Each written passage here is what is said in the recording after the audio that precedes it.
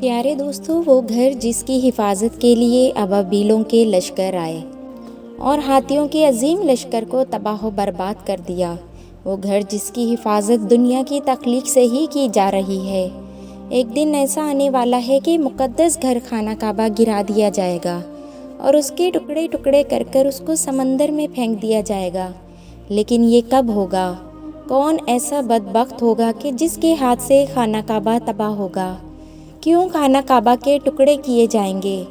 پیارے دوستو، تاریخ اقوام عالم کے مطالعے سے پتہ چلتا ہے کہ خانہ کعبہ اور حرم شریف بہت سے سانحات سے متاثر ہوتا رہا ہے۔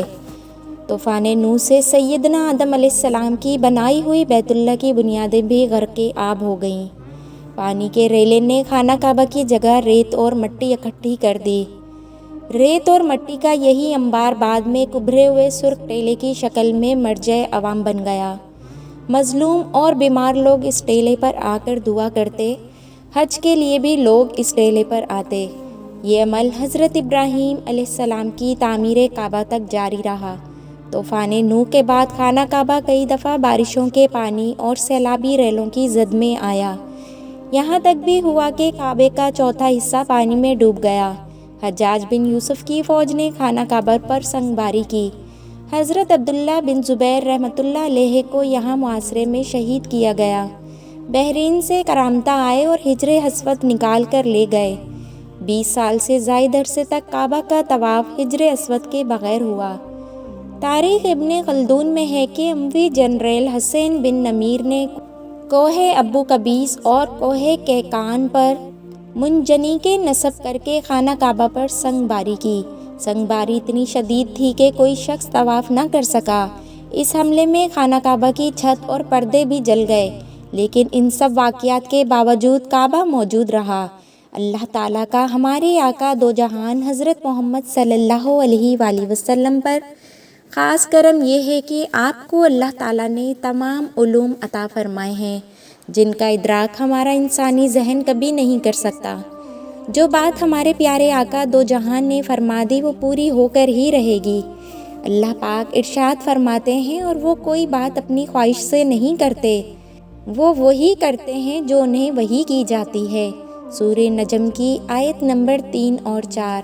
بعض علماء کرام نے کہا ہے کہ خدا ہر چیز پر قادر ہے۔ اللہ تعالیٰ کے علم کے سمندر کے مقابلے میں نبی کریم صلی اللہ علیہ وآلہ وسلم کا علم ایک قطرہ ہے، مگر آپ کا یہ قطرہ تمام مخلوق کے لیے ایک سمندر کے برابر ہے۔ یہ بات سچ ہے کہ آپ صلی اللہ علیہ وآلہ وسلم کے علم کے بارے میں اندازہ نہیں لگا سکتے۔ اللہ کی ذات تو بہت ہی وسیع ہے، ہم اس کا اندازہ کس طرح لگا سکتے ہیں؟ آپ نے اپنے سے پہلے گزرے ہوئے انبیاء کرام اور ان کی امتوں کے ساتھ ساتھ آنے والے وقتوں کے بارے میں بھی اپنی امت کو آگاہ کر دیا۔ محدثین اکثر علماء کرام کا کہنا ہے کہ جب قیامت قریب آنے والی ہوگی تو خانہ کعبہ کو گرائے جانے کا قصہ پیش آئے گا۔ جن کو اس بارے میں علم نہیں ہے ان کو اس کے بارے میں حدیث مبارکہ کی روشنی میں بتاتے ہیں۔ پیارے دوستو، خانہ کعبہ اللہ کی نشانیوں میں سے ایک عظیم الشان نشانی ہے۔ جب تک کعبہ قائم ہے اس وقت تک دنیا بھی قائم و دائم رہے گی۔ جب خانہ کعبہ کو گرایا جائے گا تب قیامت رونما ہوگی۔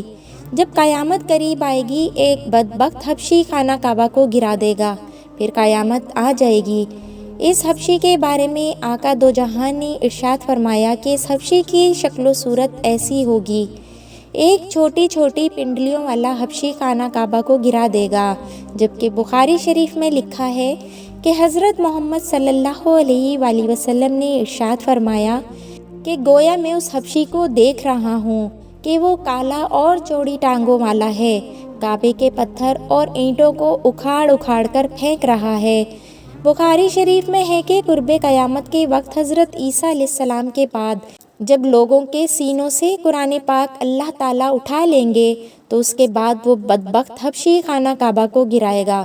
اس حدیث میں افحج کا لفظ ہے، اور افحج وہ ہے جو اکڑتا ہوا چلے، یا چلتے میں اس کے دونوں پنجے تو نزدیک رہیں اور دونوں ایڑیوں میں فاصلہ رہے۔ وہ حبشی مردود جو قیامت کے قریب کعبہ ڈھائے گا وہ اسی شکل کا ہوگا۔ دوسری روایت میں ہے کہ اس کی آنکھیں نیلی، ناک پھیلی ہوئی ہوگی، پیٹ بڑا ہوگا اس کے ساتھ اور لوگ ہوں گے، وہ کعبہ کا ایک ایک پتھر اکھاڑ ڈالیں گے اور سمندر میں لے جا کر پھینک دیں گے۔ یہ قیامت کے بالکل قریب ہوگا۔ پیارے دوستو، یہاں یہ بات بھی ذہن میں رہے کہ ان قیامت کی نشانیوں سے متعلق روایات میں چند ایک معاملات اور شخصیات کو چھوڑ کر ان کا وقوع ہونے کا وقت، حالات، شخصیات اور اقوام عالم کا معاملہ کافی مبہم ہے اور واضح نہیں ہے کہ اس پر کوئی حتمی رائے دی جا سکے کہ کب کون کیسے خروج کرے گا وغیرہ۔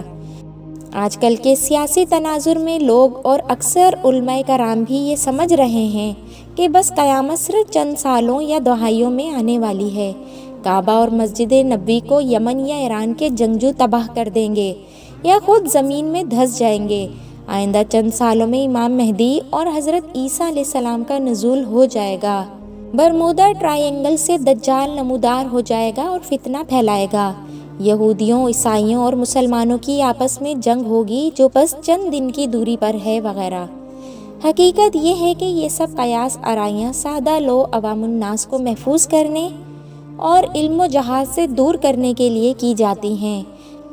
اگر گہری نظر سے دیکھا جائے تو بڑے بڑے فتنے تو کئی صدیاں پہلے سے ہی رونما ہونے شروع ہو گئے تھے۔ کتنے ہی لوگوں نے مہدی ہونے کا ڈرامہ رچایا، کتنی ہی دفعہ مسلمانوں اور یہود و نصارہ میں بڑی جنگیں ہوئیں، کتنی مرتبہ قبلہ اول فتح ہوا، کتنی مرتبہ قبلہ اول پر یہود کا قبضہ رہا، کتنی مرتبہ دجال نما انسان پیدا ہوئے، لیکن ان کا ذکر قرب قیامت کے سلسلے میں نہیں ہوتا۔ صرف 20ویں اور 21ویں صدی کے سیاسی معاملات اور واقعات کو ہی قرب قیامت سمجھ لیا گیا ہے، جبکہ نبی کریم صلی اللہ علیہ وآلہ وسلم کا ایک فرمان کے مطابق آپ کی وفات کے بعد کا سارا زمانہ قرب قیامت ہی ہے، چاہے کتنی صدیاں بیت جائیں۔ لہٰذا علماء کو چاہیے کہ آج کل کے سیاسی پروپیگنڈے سے متاثر ہو کر ان عوام الناس کو محفوظ کرنے کے بجائے ان کو نیک اعمال اور جہاد فی سبیل اللہ کی ترغیب دیں۔ اللہ تعالیٰ سے دعا ہے کہ اللہ تعالیٰ ہم کو نیک کام کرنے کی توفیق عطا فرمائے۔